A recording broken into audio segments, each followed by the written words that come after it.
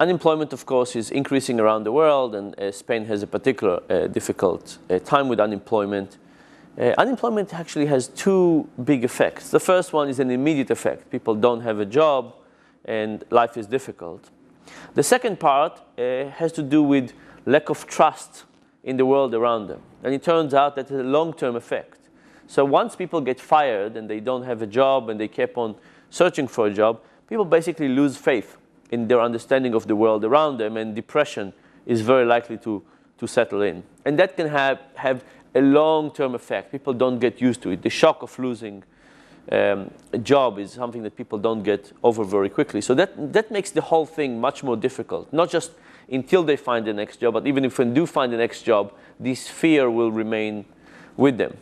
And there's not many solutions we know how to think about it, but to realize that this is not their fault. This is something that happened to the global economy. Lots of people made this mistake. We didn't really know where this was coming from. In terms of practical steps, the very difficult thing to do when you're unemployed is to go and search for a job. It's very difficult and it's very demotivating. Lots of people are looking for a job. You can go and look for 100 times and nothing will come back.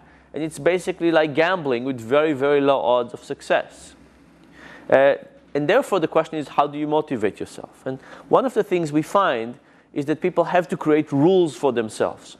That they say, I wake up in the morning, I get dressed, I drink coffee, and I send my resume to 15 places.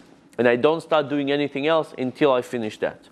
Having rules like that, which tell you every day what you're going to do and how much you're going to try, actually help people search. Because if you don't have this rule, you might feel undepressed, unmotivated, depressed, and just waiting until tomorrow, delaying things. But that's, of course, not the solution.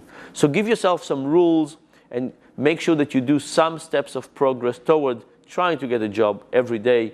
Is the only way we know to try and fight this difficult, very, very difficult situation.